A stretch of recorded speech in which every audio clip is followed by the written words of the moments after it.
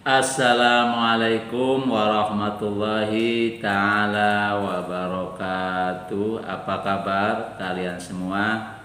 Anak-anak kelas 5 yang berbahagia. Alhamdulillah kita pada pagi hari ini bisa bertatap wajah kembali dalam pembelajaran daring pendidikan agama Islam dan budi pekerti. Semoga pembelajaran pada pagi hari ini berjalan dengan lancar dan memperoleh manfaat yang maksimal. Baiklah, kita buka pembelajaran pada pagi hari ini dengan membaca basmalah. Bismillahirrahmanirrahim. Anak-anak yang berbahagia, kita hari ini masih mempelajari tentang puasa Ramadan, tentang berpuasa. Sebelumnya kita sudah belajar tentang apa itu puasa, tentang tujuan berpuasa, tentang syarat wajib berpuasa, tentang syarat sah berpuasa, rukun berpuasa, dan hal-hal yang membatalkan puasa. Hari ini kita akan belajar tentang hal-hal yang merusak pahala berpuasa. Adapun tujuan pembelajaran pada pagi hari ini adalah guna memahami dan menunjukkan hikmah berpuasa yang dapat membentuk akhlak mulia. Anak-anak yang berbahagia, satu ketika sore hari menjelang maghrib, Nabi Muhammad SAW pernah mengelilingi kota Madinah. Ia berjalan kaki melihat masyarakat Madinah. Sampailah ia di suatu tempat. Ia menyaksikan seorang perempuan yang sedang memaki-maki pembantunya di sore hari bulan suci Ramadan tersebut. Kemudian Nabi Muhammad tertarik dan ingin tahu lebih jauh. Dia menghampiri sang perempuan yang sedang mengumpat-ngumpat pembantu rumah tangganya. Kemudian Nabi mengamatinya secara seksama. Setelah itu Nabi meninggalkannya dan dia kembali ke rumahnya.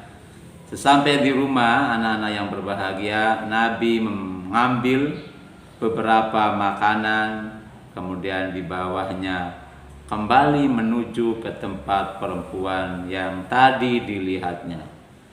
Kemudian Nabi menyapa sang perempuan yang masih memarahi pembantu rumah tangganya itu. Menyapanya, kemudian bertanya, apakah engkau berpuasa ya fulana? Apakah engkau berpuasa wahai fulana? Kemudian seorang perempuan itu menjawab, iya wahai Rasulullah, saya sedang berpuasa. Kemudian Nabi mengambilkan makanan yang di bawahnya dan memerintahkannya untuk memakan. Makanlah, ini makanan. Kemudian perempuan itu mengatakan, wahai Rasulullah, saya sedang berpuasa sebagaimana yang sudah saya katakan sebelumnya. Tidak, kau makanlah. Pada hakikatnya kata Nabi Muhammad, engkau tidak berpuasa. Kemudian Nabi menegaskan, banyak orang yang berpuasa tapi tidak memperoleh apa-apa dari puasanya kecuali rasa lapar dan rasa haus. Anak-anak yang berbahagia, disinilah hal-hal yang merusak puasa. Bahwa bisa jadi berpuasa itu seseorang tapi puasanya rusak. Puasanya tidak memperoleh apa-apa, puasanya tidak mendapatkan pahala. Memang tidak batal puasanya, tapi puasanya menjadi rusak. Kenapa? Karena dia melakukan hal-hal buruk, hal-hal yang tidak baik yang bisa merusak ibadah puasa. Contoh tadi, seorang perempuan mengumpat-ngumpat. Nah, ini mengumpat-ngumpat, memarahi. Nah, itu adalah sesuatu yang bisa merusak ibadah puasa.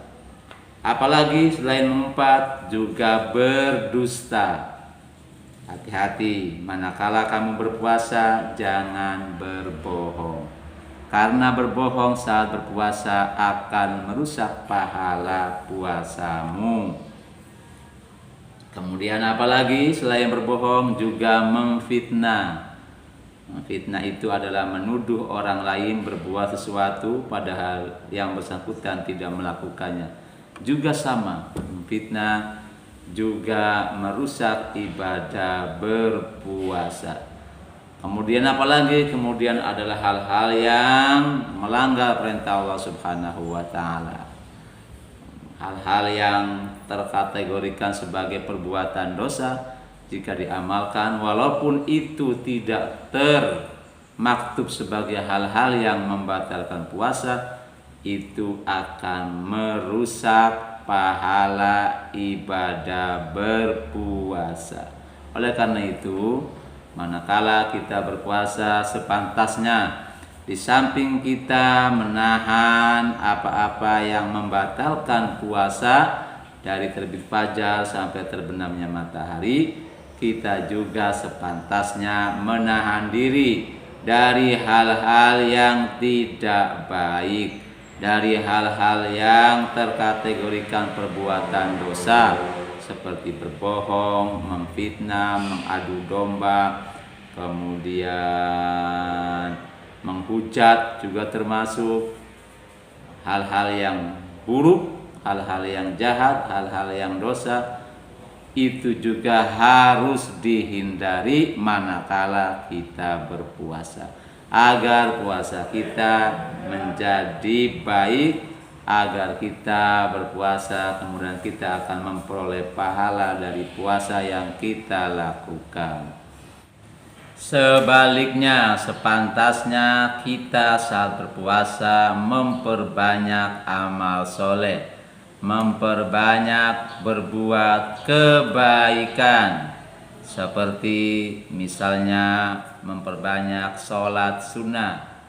Biasanya ketika bulan suci Ramadan ada yang namanya sholat tarawih, yaitu sholat yang dilakukan pada malam hari setelah sholat isya hingga menjelang subuh.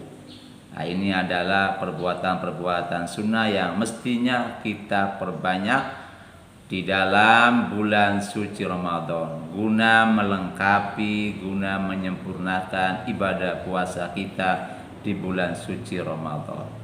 Juga tadarus Al-Quran, yaitu membaca secara bersama-sama Al-Quran. Ini juga menjadi tradisi di Indonesia. Biasanya musola, kemudian masjid-masjid ramai saat malam-malam bulan suci Ramadan dengan bacaan tadarus Al-Quran. Tadarus Al-Quran itu membaca, yang lain menyimak. Jadi ada kelompok beberapa orang, satu membaca kemudian yang lainnya menyimak. Lebih jauh syukur-syukur bisa saling memahami, saling mengkaji, saling belajar, saling tukar pikiran tentang ayat-ayat suci Al-Quran di dalam bulan suci Ramadan. Kemudian baik juga dengan memperbanyak sedekah.